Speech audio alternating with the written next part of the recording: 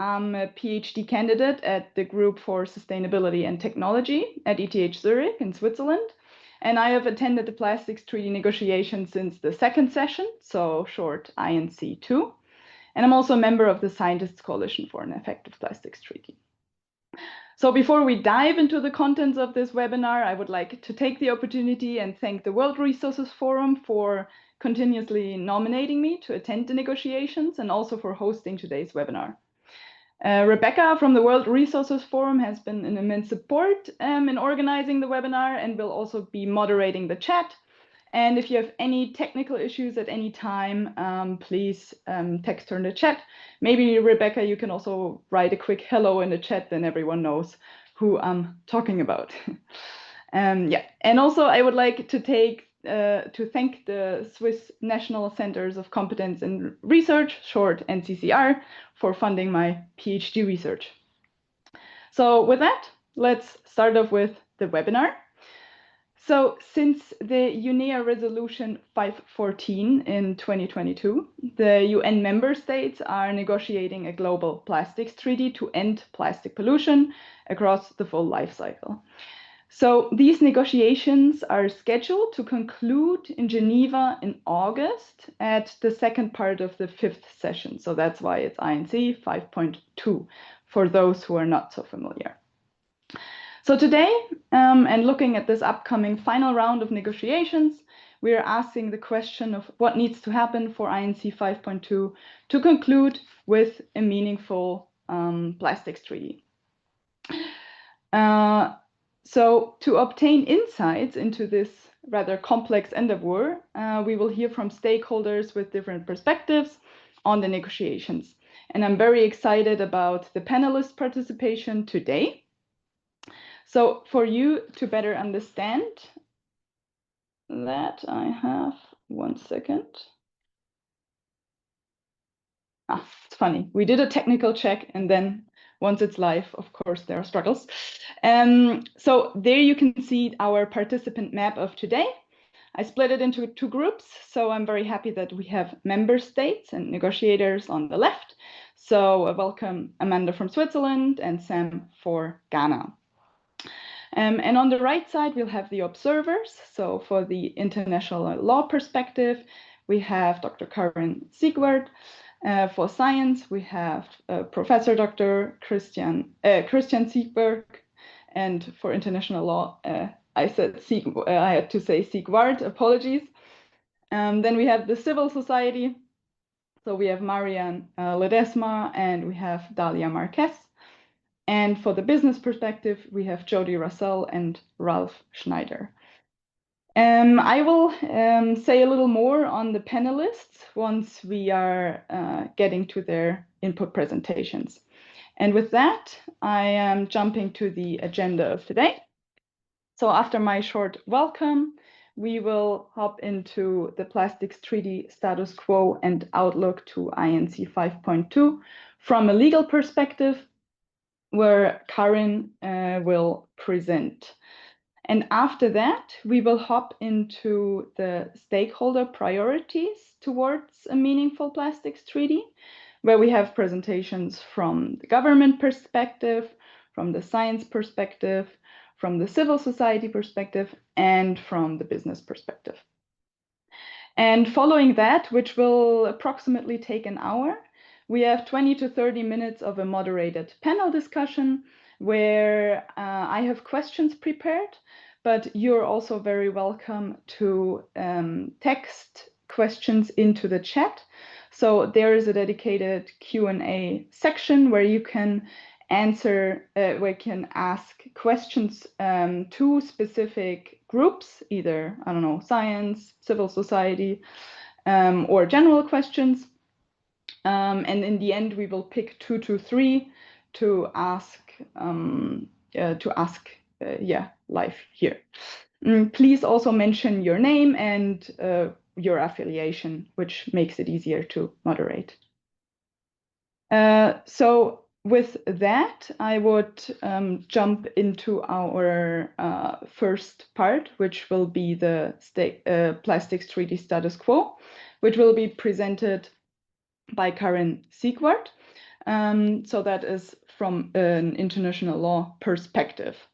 And maybe to introduce Karine, so Karine Siegwart, she brings extensive experience from her time in the Swiss administration at the Directorate for European Affairs and as Vice Director of the Swiss Federal Office for the Environment. Further, since 2007, she is a lecturer at ETH Zurich on mediation and environmental planning. And since 2022, Karine is Senior Policy Advisor at the Center for Policy and Law at IUCN and in charge of chemicals, waste, and pollution-related processes and their impacts on biodiversity, nature, and people, with a main focus on the plastics treaty negotiations. In this regard, she is also the head of the IUCN delegation at the INC and also participating from the beginning. So with that, I am handing over to Karine and stop sharing. And yeah, Karine, please, the stage is yours.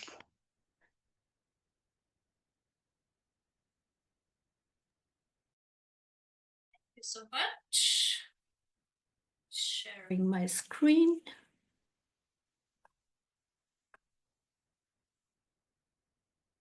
Okay. So good morning, good afternoon, everybody, dear colleagues. It's really an honor to be participating at this webinar. And I have the objective or the task to present a little bit the legal perspective of what is going on during the INC negotiations. So as a lawyer, we love to look at the legal landscape where negotiations are taking place. I don't have to recall this because it was during the whole INC negotiations. We heard a lot about other treaty regimes that are also tackling the issue of plastic pollution in a sense. I put it here together because, as I said, we lawyers love to talk about what or to refer to what is already existing. But it's not only the lawyers, it's also the governments and the countries and also business and all the people. They refer to this, what already does exist. This is first of all the Basel, Rotterdam and Stockholm conventions, the Minamata conventions, but also the Montreal Protocol that are really on the key tackling some key issues of plastic pollution with regarding to the certain aspects of the life cycle. But it's also the global framework on chemicals. We just had a first open-ended working group looking at the implementation of this global framework for chemicals 2 weeks ago. It's also the Science Policy Panel on Chemicals, Waste and Pollution, which has been recently established. But it's also the whole biodiversity, but I would also add the climate obligations, strategies, conventions that are in place that are also relevant to address plastic pollution in a way. But we don't have to forget that also regional conventions address the issue from one or another part. But also, even on a higher level, the human right to a clean, healthy, and sustainable environment. We have also indigenous people's rights that are already in place. And last but not least, trade law or the WTO engagement to address trade and plastic regulation issues, but also the World Health Organization and the International Labour Organization with their engagement, with their rules and their work. So the mandate for the plastic treaty negotiations, this we lawyers also love to recall the wordings of this mandate. It's situated in between of all these legal landscape that I just mentioned. And here I quoted the two main, from a legal perspective, the two main points out of this mandate, and have highlighted what we will see and what we have also heard during the whole negotiations as some quite direct reference, which we will see in the future treaty. So you have the binding and voluntary approaches, you have the comprehensive approach, the full life cycle, national circumstances and capabilities, but also what I highlighted in yellow, the objectives and going to existing plastic pollution, to national plans, to assessments, education, cooperation, coordination, and so on and so on. The number 4 of this mandate also mentions again that the future treaty should address obligations, measures, and voluntary approaches, but also a financial mechanism. It should relate to best available science. It should address the knowledge of indigenous peoples and local knowledge systems.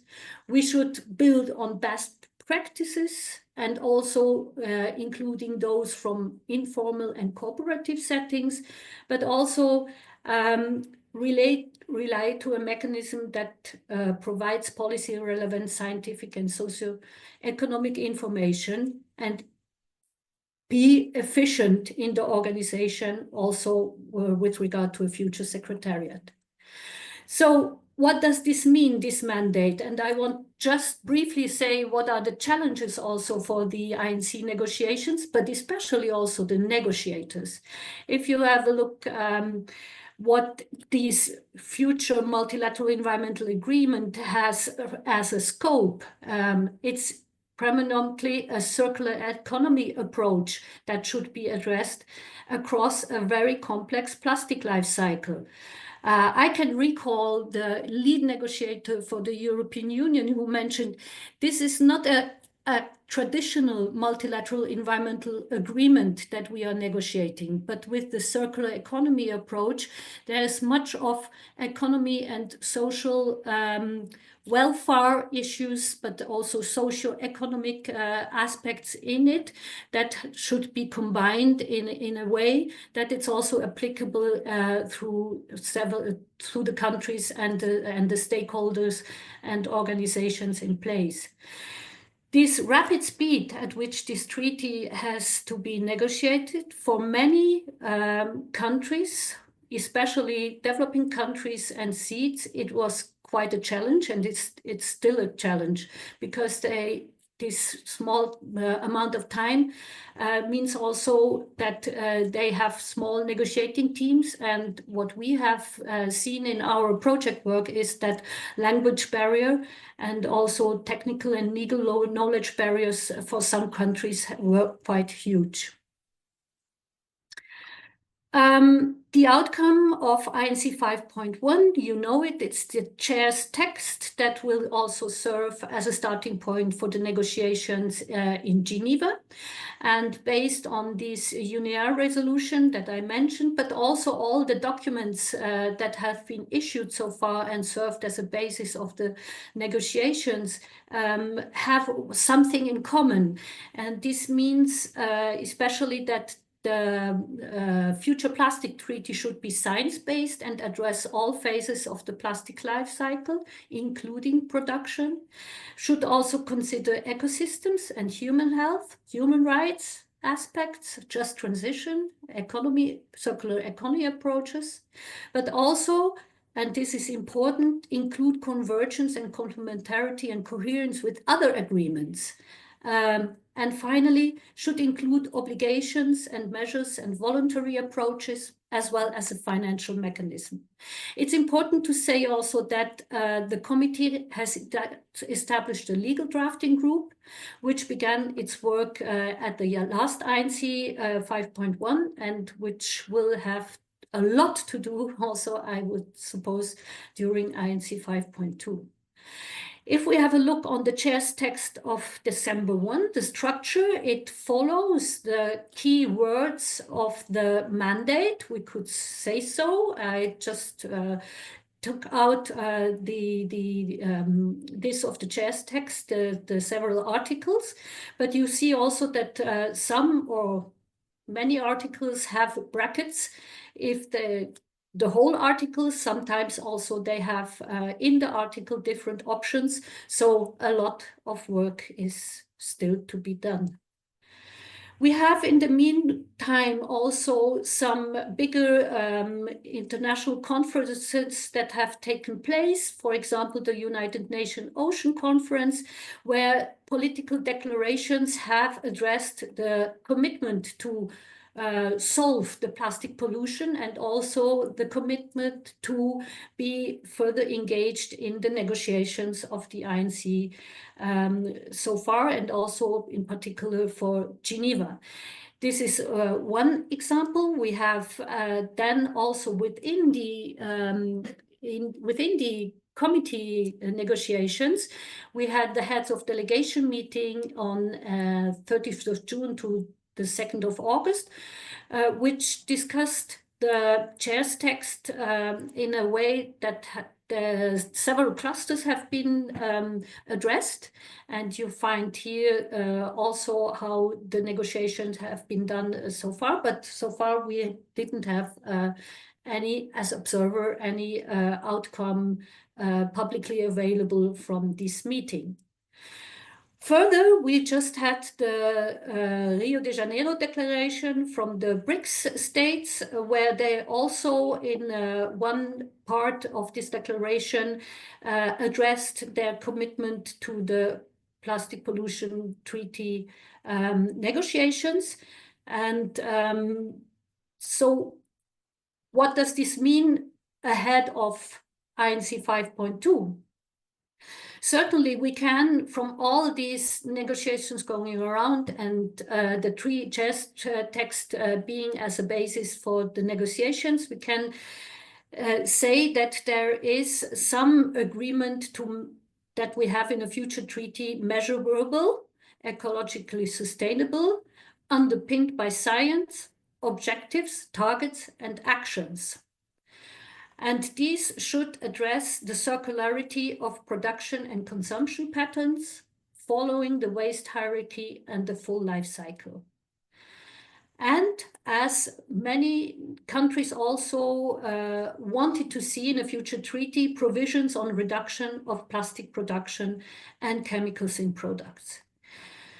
We have also, or should, this is why I put should in some brackets, because it's not agreed among the negotiators, but we should also have uniformity between commitments made by states at various international and regional treaties, those that I mentioned at the beginning. Because only if we ensure this complementarity and coherence, we are also sure that at the end, the plastic treaty could be implemented in a way that doesn't overburden countries in their obligations they have vis-à-vis these other treaties. We have also heard during this negotiation so far that action to tackle threats to human health and biodiversity is a cross-cutting issue that should be addressed in the treaty. In particular, also indigenous people's rights and local communities.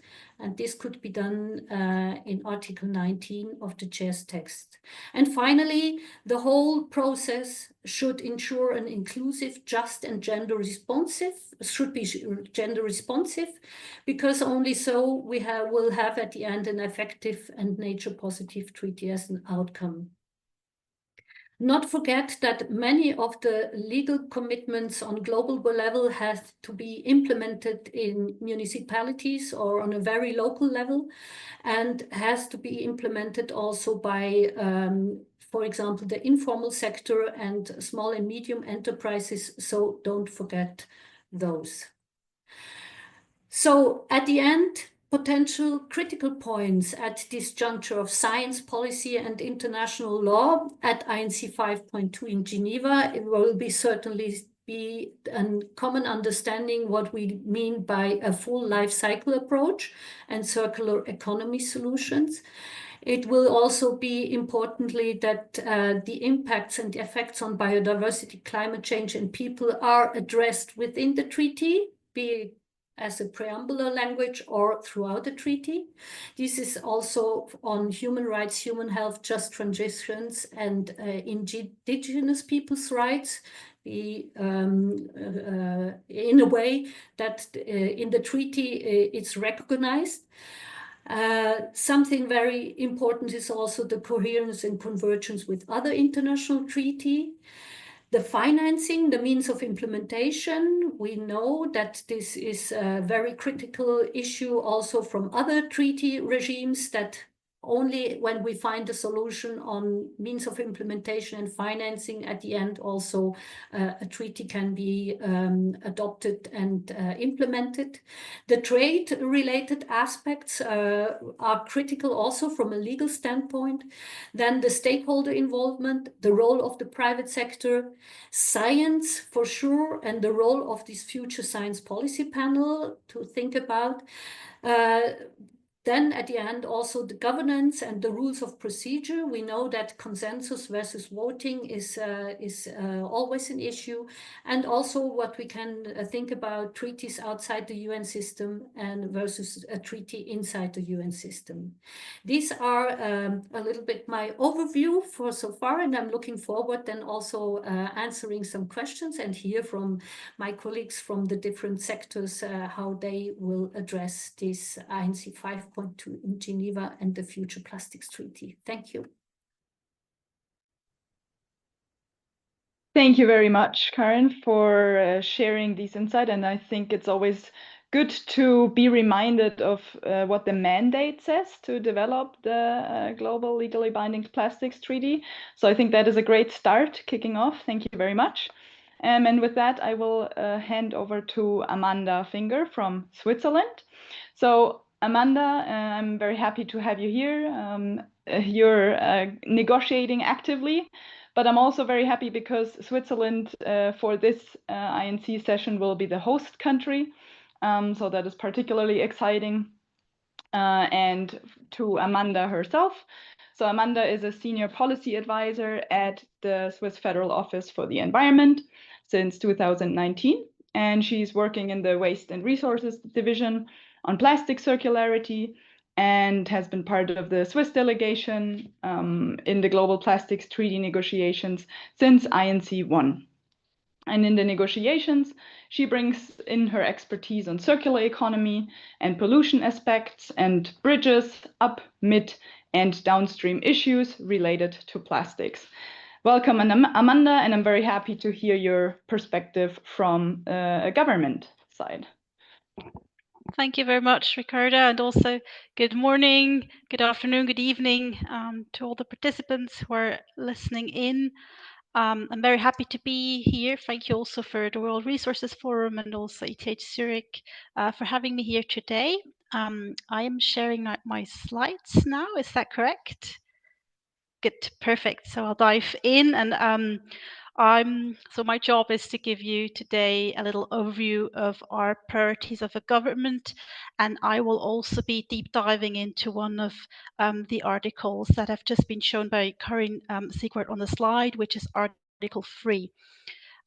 But first of all, so Ricarda just said it, we are hosting the next INC, and we are very excited to do this, is to host this resumed session, INC 5.2 in Geneva. And we are really preparing, doing everything to create a constructive, inclusive, and also enabling environment for the negotiations. We all know that is very important, and our final or primary goal for INC 5.2 is to conclude the negotiations and agree on an effective treaty, plastics treaty, that covers the full life cycle of plastics, and we're working towards that.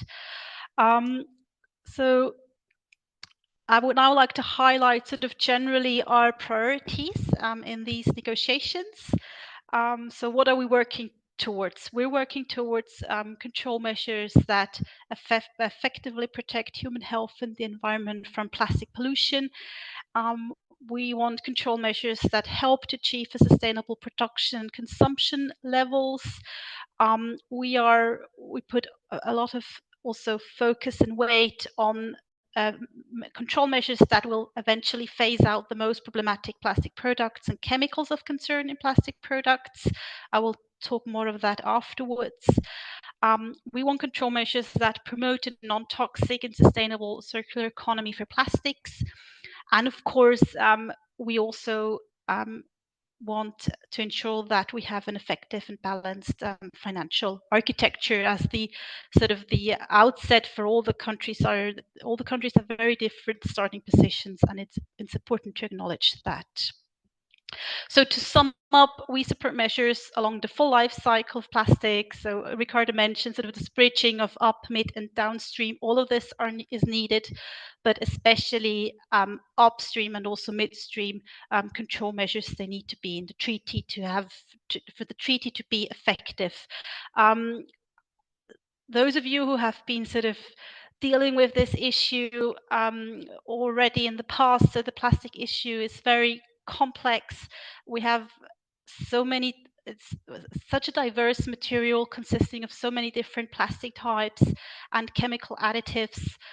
So we're on the one hand, we're sort of depending on plastics for our well-being in our daily lives. And then on the other hand, we have this pollution crisis that we need to deal with now. And we now have the chance to do that with the plastics treaty negotiations. So we really want a treaty, and let's also hope that these sort of keywords reflect that we want a treaty that is able to respond to these pressing issues. So let me dive in to Article 3 in plastic products, but just to give you some background. So Article 3 plastic product, that's an article that's the order. You saw the order before, maybe you glimpsed it. So it's the third article that deals with plastic product, and in there are also plastic products containing chemicals of concern.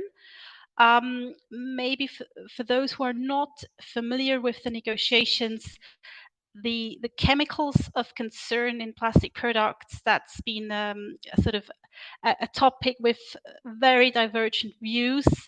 And Switzerland has always been sort of fighting and advocating that chemicals of concern in plastic products, that we really want to see a control measure on that in the treaty. So for us, it's one of the key elements. And Karine Siegwart mentioned the chair's text. So this chair's text is the text that was compiled at the end of the last round of negotiations, INC-5.2, in Busan, Republic of Korea. And sort of this text takes into account the discussions of this last round of negotiations, and it's the basis for our discussions in Geneva. But as you have also seen in this list before, the chair's text still contains like areas or articles that contain many brackets and different options, and it certainly needs some cleaning up and streamlining. And that is also the reason why there are currently like different informal country-led initiatives ongoing to further discuss and develop specific elements of the current draft chair's texts. And Switzerland, we actively engage in these discussions. They're very important to prepare ourselves for the meeting, and also to test some ideas with other countries and other stakeholders. And particularly Article 3 is an article that sort of needs working on, and that is why an informal working group co-led by Mexico and Switzerland has further developed this article based on the chair's text. So we're not reinventing the wheel. There's already many useful elements that are in the text, but it really just needs some cleaning up and some refocusing because the current text, the current article is not functional. And of course, we have also been listening to many other countries who face different realities, and we've also addressed these concerns. So that also brings me to my next and final slide. So we have, like, over the past months been doing extensive outreach and had discussions with many countries from all UN regions with different background. And we acknowledge that we need to take into account national circumstances. So that's an important aspect. And that's why the proposal that we now that we're now working on also allows flexibility. So, for instance, that a country can ask for an exemption allowing for a longer transition period to implement the control measure for exceptions, so that certain uses are not part of, will not be part of the phase out, and that the article also allows national action. But all of these elements are also already in the current chair's text, so we didn't invent anything new. But at the same time, we really want to see, I mean, we want the article to be effective now, but also be effective in the future. So there are some key elements that we want to see in there, or core elements, as I call them here on the slide.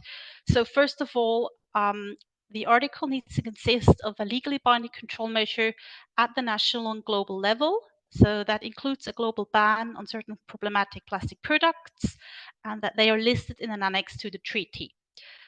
Second, chemicals of concern are part of that provision, so that this provision can also capture certain harmful chemicals like phthalates, for example, or for example, bisphenol A, that this can be covered.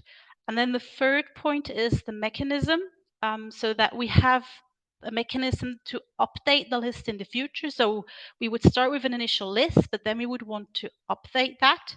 And to be able to do that, we would need an effective decision-making procedure. I put emphasis on the decision-making, and those are also elements that are already present in other articles of the chair's text. And that is important because in some years down the road, we might identify a new and emerging product or chemical that should be globally banned, but there might be a single party that is opposed to that, and so that like the development of the list is not stalled, we think that we would need to be able to vote on certain issues or certain amendment of the annexes if no consensus can't be reached. But only then, of course, if the sort of as a last resort, we would need to be able to vote. Otherwise, the list won't be able to evolve and won't be able to sort of strengthen over time. And as already mentioned, fourth but not least, is this ominous initial list. There's also in the chair's text are two lists currently proposed underneath Article 3 of plastic products, including those containing chemicals of concern, so that sort of the treaty already from the outset can become effective. So with that, that's my final slide. So I hope I've been able to give you some input of what our priorities are and where we are working, what we're striving for in Geneva. But of course, there's still a long way to go. We still have a lot of articles, or all of the articles, to discuss in Geneva. And of course, I'm also happy to hear the other colleagues and their views on the current status of the negotiations. So back to you, Ricarda. Thank you.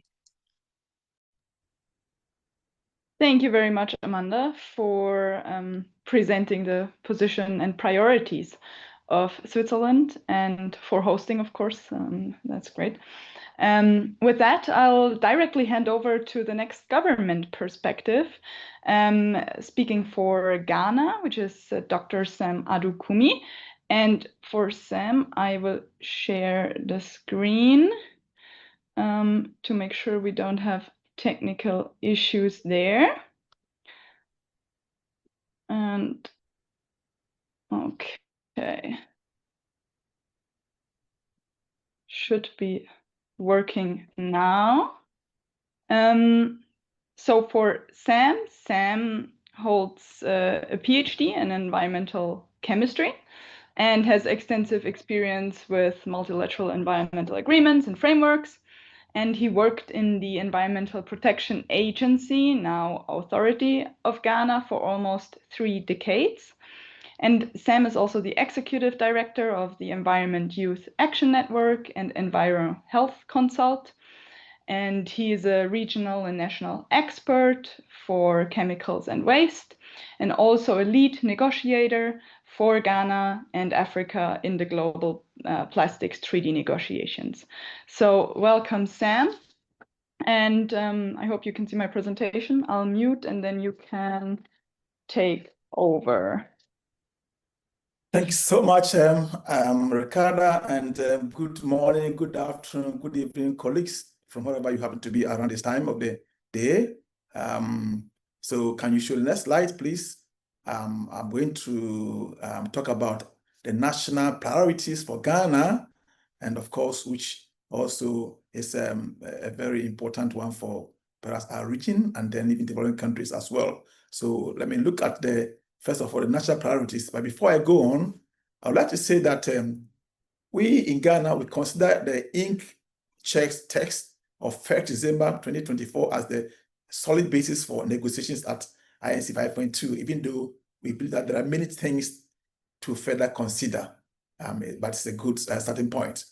And for this treaty, future treaty to deliver effectively on the UN 0.5/14 to end plastic pollution, including the environment, the marine environment, we believe that a number of issues must be addressed, and which are priorities to Ghana. First of all, let me talk about the general priorities for Ghana. We are calling for pragmatic core obligations and control measures to address the plastic menace. There are a set of globally and nationally legal binding obligations and measures which are necessary to prevent, to reduce, and control pollution from plastics, plastic products, and processes with high pollution risk.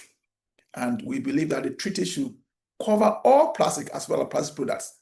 Ghana's position reflects the entire plastic life cycle approach, which is enshrined in the UN Resolution 5/14 and the Ministers of Environment in the African Region Decision 19/2, we call IUCN, on ending plastic pollution. Next slide, please.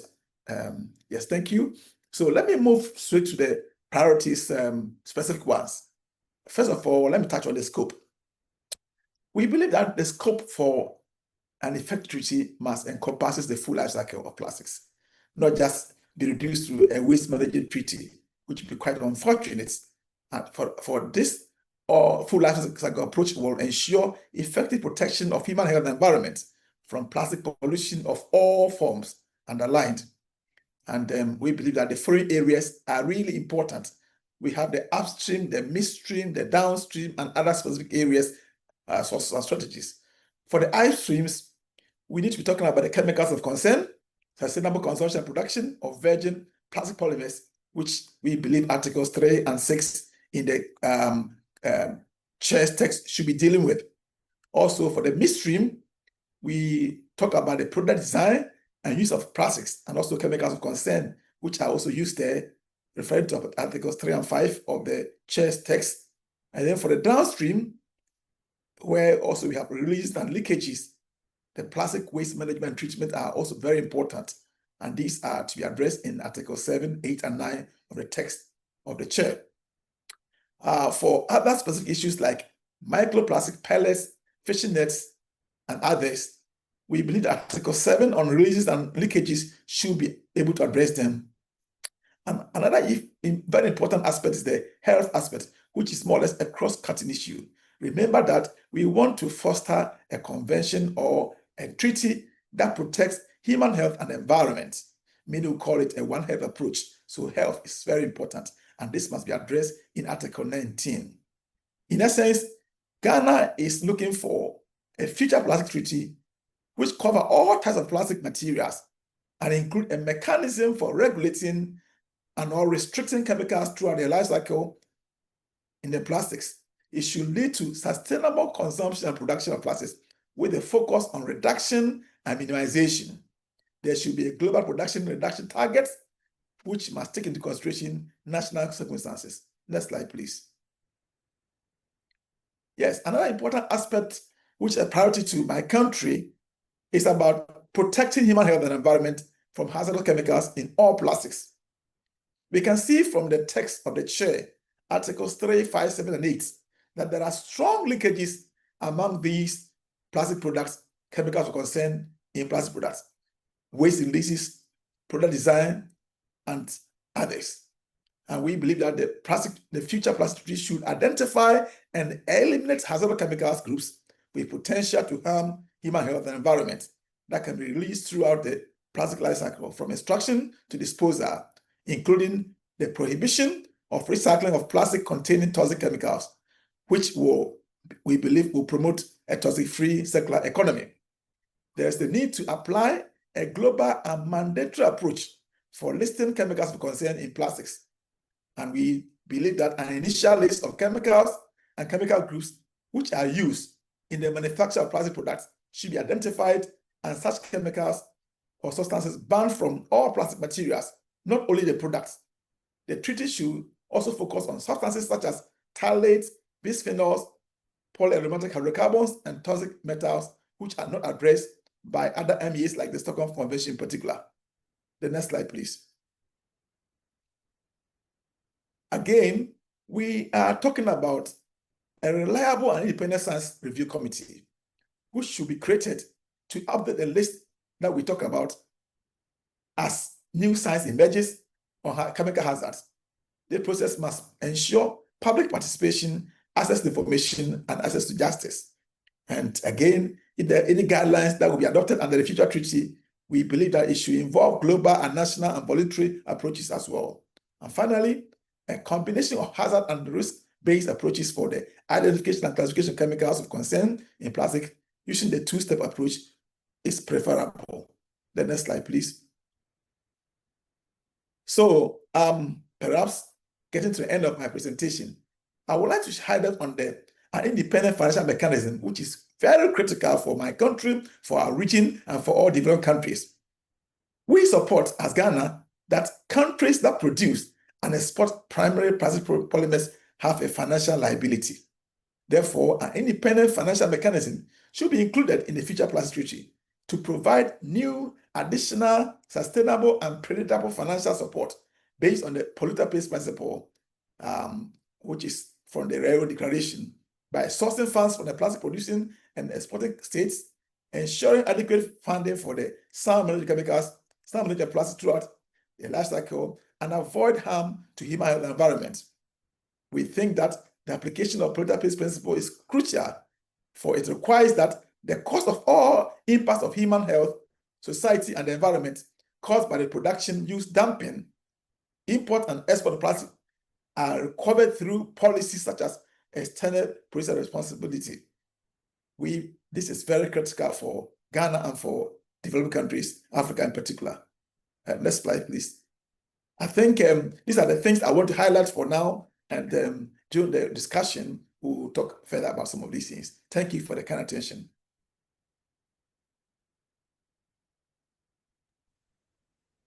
Thank you very much, Sam. Good to hear also your perspective and priorities towards the final round of negotiations in August. And with that, we are switching now from the government to the science perspective. And for all the upcoming speakers, I would kindly remind you of sticking to the timeline also, just to ensure that we have enough time in the end for the panel discussion and some Q&A potentially from the audience. So next on the speakers list for science, Professor Dr. Karine Siegwart. Christian's work focuses on interdisciplinary approaches to understanding causes, impacts, and potential solutions to plastic pollution. And he's leading the Center for Interdisciplinary Plastic Research, which focuses on 5 different scientific areas. These are implications of plastic pollution, abundance of plastic pollution, transition to a circular economy, citizen science, and the science to policy and regulation. And Christian is also a member of the Scientists Coalition and has led working groups there related to circular economy and sustainable production and consumption, and has been attending all INCs, also including then the next one. Welcome, Christian, and the stage is yours. Thank you very much, Ricarda, and good morning, good afternoon, and good evening to everybody. I will see if I can share here. Let me know if you can see my slides. Does it work? There we go, I think. Yes, good. Okay, so thank you very much for this invitation here. let me see if I can move on. No, here. So this, before I go into the topics that I think is most important, I just want to use one slide to introduce the Scientist Coalition. So we are a group of scientists, more than 450 scientists from across all the different UN regions of the world. And our role in the treaty negotiation is to ensure that the best available scientific knowledge is available for the negotiators and also for other stakeholders that are present and are interested here. So what you can see in the bottom of this slide here is all the different disciplines that we are represented. So you can see we have a broad array of disciplines, and I'll be happy to take any questions. And if they are outside of my scientific area, I can also forward them to colleagues who have more scientific expertise to answer these. So in regard to what I will talk about here today, obviously there's a lot of things from a scientific point of view, but I think that the most important overall thing is that the treaty should steer the plastic economy towards something that we can call a more sustainable production and consumption. And I've taken 3 bullets, 3 areas that I want to briefly address here today. So the first is how the treaty should reverse the current production trend to minimize material consumptions and emissions. I just lost my slides, Odo. There. The second one is to promote a transition to a circular economy where plastics are used for essential purposes. And finally, I find that it is very important to phase out chemicals of concern from the plastic economy. I should also mention that here today I speak on my own behalf. I don't speak on the behalf of the Scientist Coalition. And all these things here, and this is an important thing for us in the coalition, that the treaty should also ensure that the science that informs the development and implementation of the treaty is free of conflict of interest. So to the first part about reverse the current production trends, minimize material consumptions and emission, I will just remind everybody that 98% of all plastic is made from fossil-based feedstocks, which implies that when we use them, consume them, and dispose of them, it adds to the material consumption that impact climates and other related aspects from fossil-fused feedstock. This is a graph from the OECD that has, and I think most of you probably know this, but this shows the trend from 2019 and then a forecast towards 2060 if we do not change the current practices here. And the reason why I have brought this in is to also show what are some of the potential solutions to this. So we can see in the top here we have a projection of how recycling will change. So even with the recycling, the enhanced recycling that we foresee in the future, or OECD foresee in the future, it will still only be able to account for 17% of the growing production of plastics that we have under a business as usual scenario. And we will see much more plastic that is lost into the environment, and the far majority of plastic will still be landfilled with all the negative consequences that are associated with that. So we have to do something else than just address plastic at the end of life. Otherwise, we will not be able to change this trend here. Currently, we lose more than 20 million tons of plastic to the environment. In a business as usual scenario, this is set to more than double towards 2060. So I think it's quite clear, the science is clear on this, that we need to change the current production and consumption patterns. And out of this 22 million tons here, 88% of it is macroplastic. So the majority of the plastic that is lost to the environment are typically single-use plastic products, short-term lived plastic products. So this is very much the type of plastic products that we need to address under the treaty. Secondly, we talk about I will highlight the promotion to a transition to a circular economy where plastics are used for essential purposes. And I think there are many different approaches to how a transition to a circular economy can look like. But what is very important is that it should be inspired by the waste hierarchy. And that implies that we don't start by focusing on recycling and measures towards end of life, but we work with having prevention measures. We work for building for higher longevity of products, these kind of things before we start to recycle.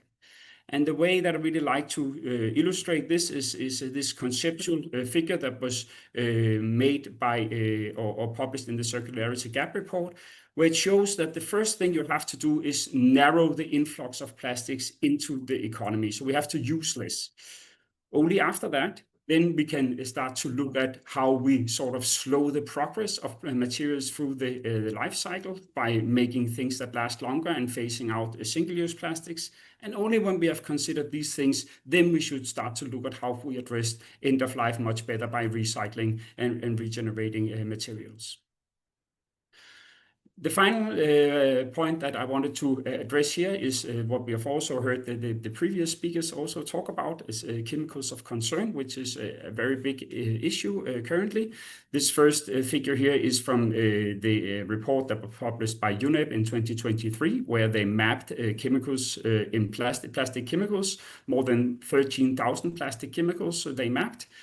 Out of that, 7,000 had potential, were analyzed for whether they had hazardous potential. And out of the 7,000, 3,200 were of potential concern. So this illustrates that there is a huge gap of knowledge for a lot of chemicals that we don't have this type of hazardous information about. And for those where we have tested them, a big part of them, almost half of them, actually are of potential concern.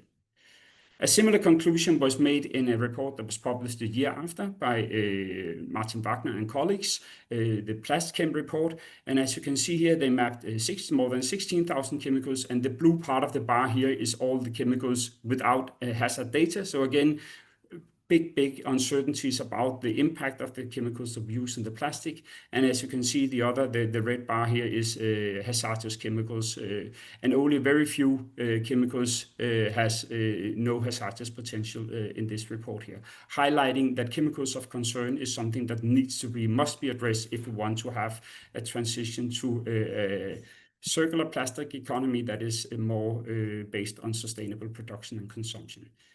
I'm going to end here and go back to you, Ricarda. Thank you very much, Christian, for sharing some insights from the scientific perspective. And with that, I will hand over already to the civil society perspective. So there we have two speakers, and we will start with Marianne Ledesma, who serves as the Zero Waste Campaigner at Greenpeace, Southeast Asia, Philippines. And she leads the Plastic-Free Future campaign in the country and working to phase out single-use plastics. And she has been closely involved in the plastics treaty negotiations since the beginning, so also attending all INC sessions and also contributing to Greenpeace's policy and technical work, particularly on reuse systems. And in the national context, she actively engages with the Philippine government to help align its position with Greenpeace's recommendation. So welcome, Marianne, and with that, the stage is yours. Thank you, Ricarda. Good day, everyone, and thank you to the World Resources Forum for inviting us here to be part of this panel. Give me a moment. I hope everybody can see my screen. So I'll be talking about Greenpeace's priorities, as well as our perspectives on the current status of the INCs. For Greenpeace, forward momentum towards ambition is necessary. The world can no longer afford any more delays because the impacts and threats of the plastic crisis, as we see day to day, are worsening. Now, for millions, if not billions of people, the plastic crisis is a tangible harm that they do experience or are threatened by, again, on a daily basis. And from microplastics to hazardous chemicals and plastic waste, contaminating the areas where we grow food and source our water, plastic has become inescapable. So postponing action, especially upstream approaches, as what have been shared by other panelists, is not an option. And governments must reach an agreement at INC-5.2. But to reach that, I think the pattern of past INCs in which countries are merely reiterating their known positions must be broken. And of course, they must intentionally address points of contention and red lines. And what we hope to see is that member states' interventions would focus on those points of consensus to work towards resolving any deadlocks. Of course, that is easier said than done, but we hope that we will see more actors coming in and acting in good faith as they negotiate for a plastics treaty. Now, with regards to Greenpeace's priorities, I'll be sharing 4 content priorities, and I'll go through them in the order that they appear in the chair's text. The first is phase out of plastic products and hazardous chemicals, which is under Article 3. Now, the most common single-use plastic products and short-lived plastic products should be phased out alongside chemicals of concern that are proven to be toxic or hazardous to human and environmental health. We have seen the numbers as shared by Dr. Christian. And of course, Article 3 should have an agreement on global lists of these plastic products and chemicals of concern, while also recognizing any national lists. It should also establish a process for parties to agree on criteria through the Conference of Parties. And additionally, the article must also establish a permanent scientific review committee to continuously address these lists and assess them, and also to assess the inclusion of additional products and chemicals as new information becomes available.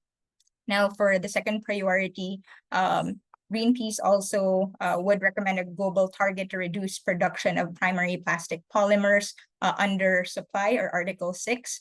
This is the most important element to address plastic pollution. As we see, uncontrolled global plastic production presents not only environmental or health risks, it also presents financial risks, and it undermines efforts for a circular economy and establishing such an economy.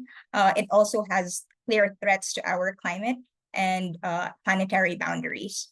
And it must be noted that while waste management is important, particularly for legacy plastic pollution, various studies have calculated that upstream action will be 2 to 3 times more cost effective. So this is yet another reason why this measure is an essential intervention to end plastic pollution. Now, part of the articles here should include that this global target must be subjected to periodic review to adjust and account for levels of plastic pollution, new information, as well as impacts on planetary boundaries and data on greenhouse gas emissions. A global target also should be supported by measures at a national level to achieve that global target. And there should also be mandatory reporting around these targets. Now, for the third priority, we have inclusion of design requirements, targets, as well as reuse systems under Article 5, or product design. This article must include binding obligations to adopt minimum requirements on product design and performance to ensure that we have safe, long-lasting, and sustainable goods and products that are coming into the market. There should also be targets for reuse, as well as provisions to establish reuse systems. Now, reuse allows sectors and communities to avoid single-use plastics, and it will not only fill the vacuum when measures or interventions around reduction creates certain vacuums or gaps, because reuse will ensure that people still receive their necessary goods and services just through alternative systems, new business models, and innovative models. But it also means that it will provide environmental and socio-economic benefits that have been documented not just by governments, but also civil society across different regions of the world. Now, last but not least, of course, is means of implementation. Under Article 11, we need a newly established and hosted multilateral fund. This is necessary to ensure effective and impactful implementation of the control measures that these countries are discussing. This fund must provide for incremental costs of compliance, of course, particularly for upstream control measures. And there should also be, under Article 11, a remediation fund that would be able to mobilize financing from the private sector. Now, this article should establish a process as well to operationalize these different funds prior to the first COP. And of course, we must consider that in order to see costs and financing needs, resource needs decrease over time, we do have to ensure that the treaty is effective in addressing the problem at source. So having control measures that focus on the upstream and midstream phases will be crucial to ensuring sustainability. So I'll hand it back over to Ricarda. Thank you, Mariam, for your presentation and being clear on your priorities towards the final round of negotiations. With that, second perspective from the civil society, Dalia Marquez. So I'm very happy for her to be here despite having COVID and being a bit sick. So Dalia will just speak to us and not share a presentation. And it's also fine if it's a bit shorter, as we're as our time is coming to an end slowly but steadily, and we would still like to have some time for the panel discussion. On Dalia, so Dalia is in the women's major group at UNEP. She is a co-chair, and she is also the founder of Juventud Unida en Acción. She is also a researcher on human rights and environmental law, and she's also in the Women's Working Group on Ending Plastic Pollution, and there she is a coordinator. Warm welcome, and yeah, handing over to you. Thank you so much, Ricarda, and thank you for the opportunity to contribute on this important dialogue. As you said before, I am speaking on behalf of the Women's Working Group on Ending Plastic Pollution, which forms part of the Women's Major Group at UNEP. This is a group that brings together women voices from around the global, and of course from health sector, scientific, professional, and also the grassroots and frontline defenders. So for this treaty, we strongly believe that the Global Plastic Treaty must be more than just an agreement on waste or materials. It must have a human rights-based approach. And that means that must address the root causes of plastic pollution, including the overproduction, toxic chemicals, and the disproportionate burdens placed on marginalized groups, especially women and girls. Of course, to ensure the protection of human health and the environment throughout the full life cycle of plastic, the INC must ensure that the treaty includes a minimum global controls in all provisions, including through removing text that undermines legally binding obligation. Global mechanism to eliminate toxic chemicals throughout the full life cycles of plastics, as well as strengthened provisions on transparency and disclosure of information. It must include global mechanism to reduce production of plastic and adequate, sustainable, and predictable financing, including a dedicated fund to implement the treaty. Also must include an effective decision-making processes where substantial issues can be determined when necessary by majority votes. Plastics pose an escalating threat to human health, and that threat not only equally distributed. Due to their biological characteristics and societal roles, women and girls face unique vulnerabilities to plastic-associated toxins.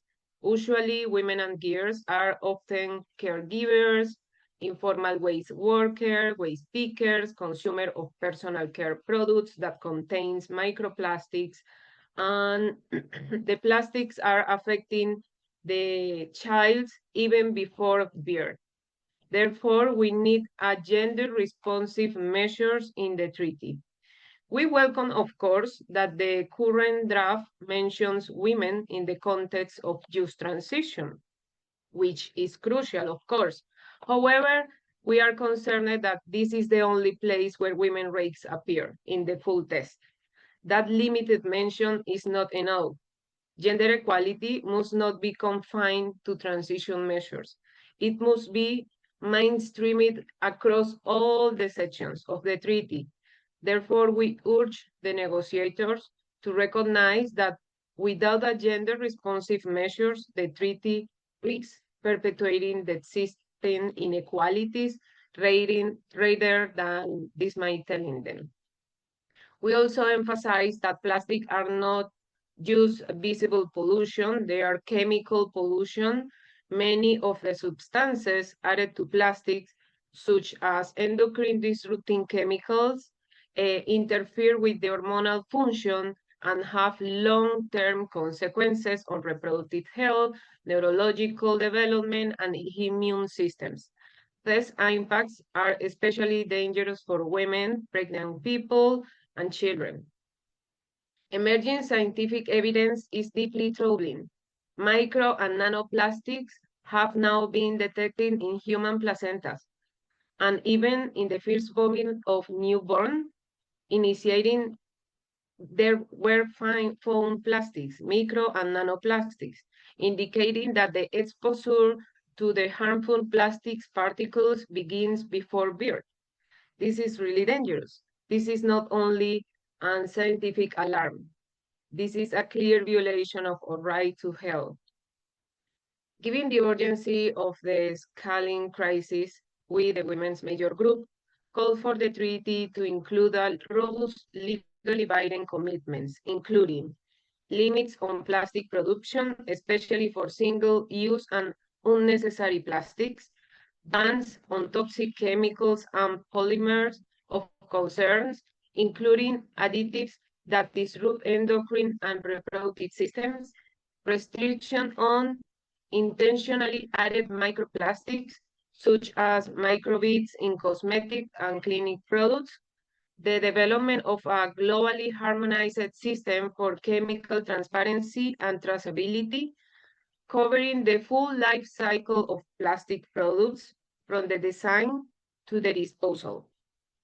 Mandatory design criteria to ensure that all plastics are free from harmful chemicals of concern and that products are made to last be reused, repaired, and not simply discarded.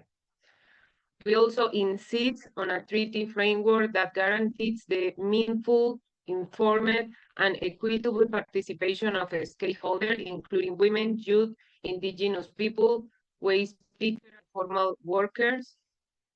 Furthermore, this level of ambition cannot be achieved without adequate, accessible financing. We call for the establishment of a dedicated financial mechanism with a strong public governance to support global sub-countries, of course, in the implementation of the treaty provisions, building capacity, and ensuring a just transition. And finally, to conclude, this treaty represents an unique and historic opportunity to shift away from toxic, extractive, and unjust systems. But to succeed, it must be rooted in the principle of human rights, gender equality, intergenerational equality, and environmental justice. Women are not only disproportionately affected by plastic pollution, we are also central to the solution. The treaty must be reflected to uphold that truth. Thank you. Thank you very much for sharing your perspective. And with that, now we'll move to the last group, the business perspective. So we'll hear from businesses who are currently involved in either using plastics, but also producing plastics. First, we'll hear from Jody Russell, who's Global Public Affairs Lead for the Packaging and Sustainability at Nestlé. And she has an extensive background in governmental affairs, strategic management, energy, and sustainability within industry. And Jody is also in the steering board of the Global Plastics Action Partnership at the World Economic Forum, and is also in the advisory board of the Ellen MacArthur Foundation, and acts as co-chair of the policy working group of the Business Coalition for a Global Plastics Treaty, whose perspective Jody will share today also. So over to you, Jody, and again, also for the last two speakers, please, as quick as possible, so we have time for questions in the end. Thanks very much, Ricardo, for the kind introduction, and I will abbreviate my presentation as we're happy to show the slides afterwards. A little bit about the Business Coalition.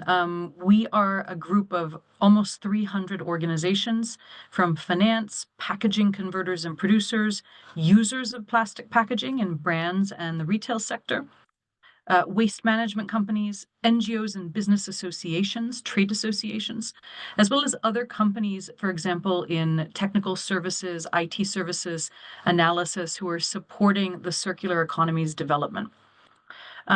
I'm not going to read through this slide, but I put a giant QR code in the middle of it so that if you're interested in seeing our view of treaty on a page, which is a double-sided page, we've done a two-page analysis effectively of the current chair's text and all of our positions toward it article by article.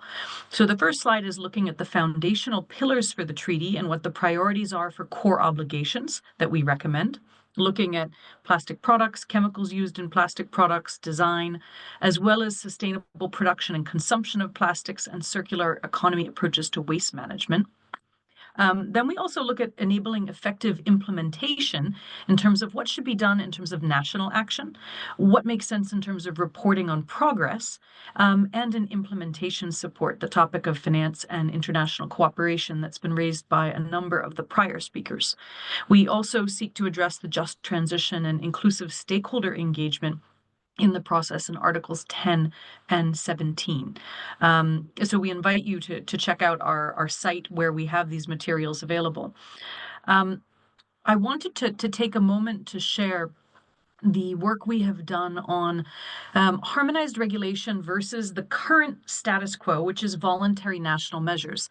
This infographic is actually a visual of a study that we've done on the economic impacts of a treaty. And so we looked at a number of the articles, and the entire modeling and methodology is available on our website. And we looked at what would a treaty do if it had harmonized regulation versus the current landscape of voluntary national measures. And what we saw, if you move with me from left to right, a treaty would reduce about half of the problematic and avoidable plastic products. It would create stable jobs along the value chain. It would generate almost double the global cumulative extended producer responsibility revenue, where companies are paying to support the end-of-life management of their materials when they come to end of life. They're looking at a 23% greater reduction in mismanagement of end-of-life materials and healthier communities and public services, which also means cleaner environments that support key industries, whether that's agriculture and fisheries or tourism. Another couple highlights: 70% production projected increase in the recyclability and reusability of products across the globe, and for business certainly of great importance, the importance of long-term capital and decision-making being made easier. So I wanted to leave you with these highlights of the study, which is on our website. We encourage you, if you're interested, to take a look. And as I promised to stay under 5 minutes, I'll close with this slide. What's at stake for business? We need strong multilateral action. This is about leveling the playing field. It's about simplifying compliance. It's about shared financing of the systems that we need, both for reuse and recycling and waste management between industry and government. And we need a structure to do it. No one company or small group of companies can change a system alone, but there are many of us who've been trying for years, and that's why the Business Coalition joined together to raise our voice and explain what does the world look like for businesses who use these materials and who are looking to take responsible action in managing their waste at the end of life. If we don't get action, we risk continued fragmentation and uncertainty in terms of national action. It's difficult for companies pursuing sustainability to compete fairly. And we need to remember, this is an emotional and highly personal topic for everyone. When our colleagues speak about concerns of chemicals or concerns in the health space, this is something that affects everyone as a human being, not only as an actor for various coalitions. So I'll close in saying that we support a treaty with harmonized regulation because it's going to drive consistency across borders, and it's going to provide the lowest cost option to effectively addressing these pollution issues that are of concern to all of us. So thank you. Thank you, Jody, and thank you also for staying in the time limit. And I will share the next slide deck for, there we go. Okay, and we just go on full screen mode. Okay, so also from a business perspective, Ralf Schneider, so he is a senior manager for the global product stewardship at Covestro, which is a multinational producer of plastics, particularly polycarbonate and polyurethanes. Covestro is also a member of the Alliance to End Plastic Waste, and Ralf is also a member of the Plastic Leadership Group within the International Council of Chemical Associations, ICCA. And Ralf has also joined several projects to prevent plastic leakage into the environment, such as Operation Clean Sweep. And he has also represented industry and marine litter action programs across regional seas. Welcome, Ralf. And I also kindly ask you to stay short, but you have a very timely restriction, so maybe that works. Thank you very much. Yes, I have unfortunately a hard stop at 5 p.m. and I needed to catch a train. So great seeing you. Thank you very much for the invitation, and please to the next slide. No, go one slide back, sorry. Thank you. So I would like to first take us back to the resolution 514 and looking here at the process, and yes, I have a knowledge and involvement right now to the topic since something like 15 years. So I was part of the regional seas, have done different marine litter activities. We started, I think I got fascinated about the topic 27 or 29 within North Pacific Gyre, talking about marine litter and microplastics at that time, and really have implemented many different activities, Malisco, in Europe, but also Operation Clean Sweep, as mentioned, and so on. So, and also have been part of the process of UNEA as it started 1, 2, 3, 4, where we discussed about a resolution under SDG 14.1, which led at the end to the resolution 414, which then also discussed about really applying a full life cycle approach. So plastic pollution as such is really a challenge of global transboundary nature with locally very diverse root causes. But also over the years, I've learned also that the solutions are quite different. There are certain categories that we have along the whole life cycle, yes, but the solutions that we implement, they are really along the whole life cycle and can be very different depending on what you actually try to solve and what the problems actually are that you face at the local condition. But in this, currently, what I'm really seeing is that the current definition is lacking. So plastic pollution as such, plastic product as such, and what plastic actually is not well defined. And therefore, also during the negotiation currently, we are discussing a lot of different problems and a lot of different solutions.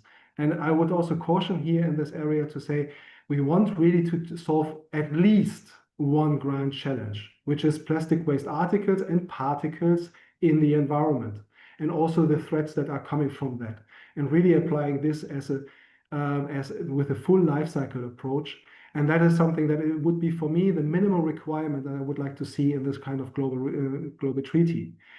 If we go to the next slide, going also here to the industry positions, we as industry, so here I'm also here as Covestro, but also as the ICCA, as an industry, we support an ambitious, feasible, equitable, science-based treaty with measurable outcomes and inclusive of all countries. Yeah, we want to really see also here to consider all the regional differences and take them into account. We support the sustainable consumption. So it is a no-go that a product is used just very short, limited of time, where it could last much, much longer. It is a no-go that plastics are used over-consumed, while it's really there for doing a purpose. And therefore, products should really used as long as possible. And that's the first. But also second, we really support, as a chemical industry, circular economy measures, designing products for reuse and recyclability, improving collecting and sorting system, advancing innovations that transform used plastics into products.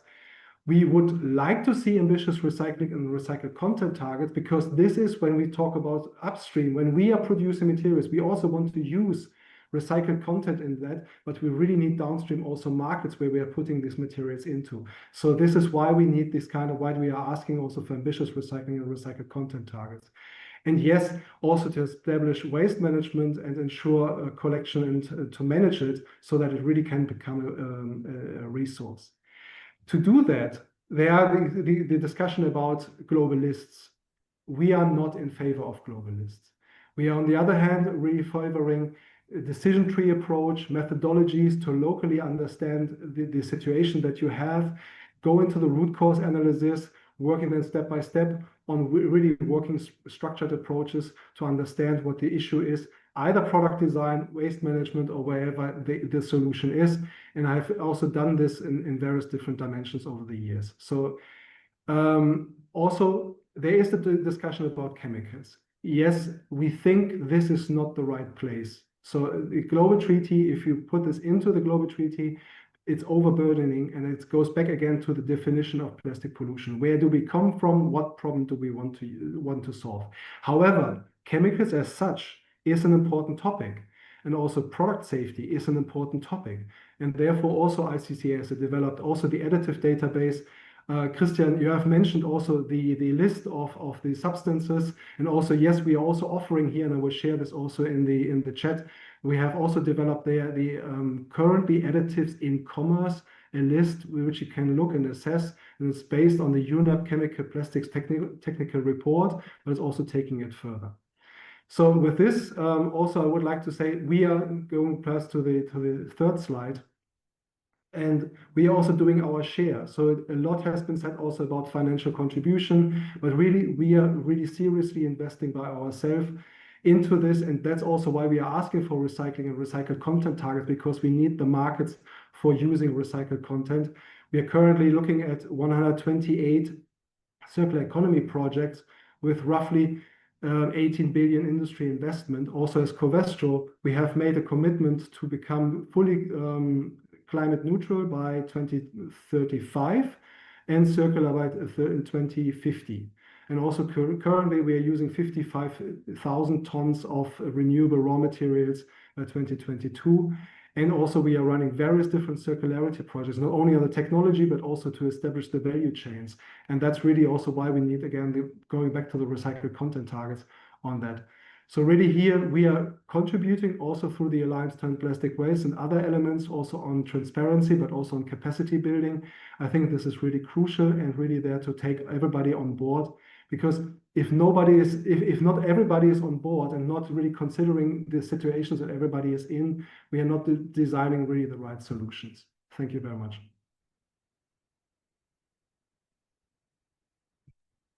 Thank you also, Ralph, for sharing your perspective from the business side and focus more towards the downstream approach. So overall, very big thank you to all the speakers and taking the time. So with that, I would invite you to say 2 or 3 words as of the last wish for INC 5.2. And with that, we will then conclude the webinar, and I thank you all very, very much for your participation, and especially also from the government perspective in this critical time before INC 5.2.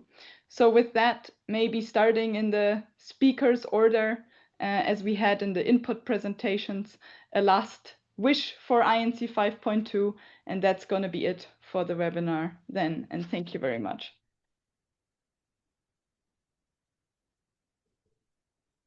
Yeah, maybe Karine, you want to start again, and then hopping to Amanda and then Sam. Okay. Okay. From IUCN's perspective, our wish is that biodiversity considerations find a place in the future treaty, and the wish would be that it could be reflected in the health article, because One Health is a common issue between ecosystems and health. This would be our wish. So on behalf of Switzerland, from our side, I mean, our wish is to conclude, but not only to conclude, but with meaningful, legally binding, globally legally binding control measures that are also tackling up and midstream of the plastics life cycle. And from my end here, I would say that let's respect the UN Resolution 5/14 and come up with a very good, useful, meaningful plastic treaty that will end plastic pollution in all its forms to protect our health, our planet, our people, and everything. I wish us good luck. Thank you. Thank you. So you are taking the words out of my mouth, Sam. I was also going to say a treaty that will honor the strong mandate in the Resolution 514 is important. And I think that will require that full life cycle approach that actually transform the plastic economy into something that is more sustainable than we have today.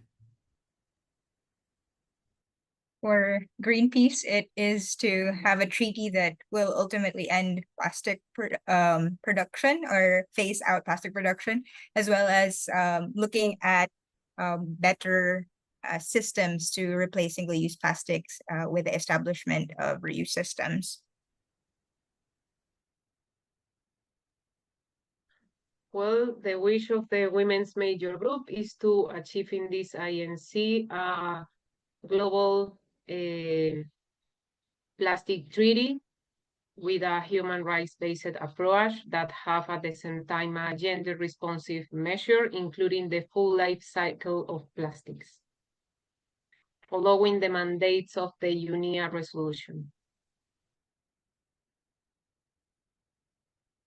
And for us, it's a legally binding treaty addressing the full life cycle of plastic, delivering ultimately a harmonized legislative approach to ending plastic pollution.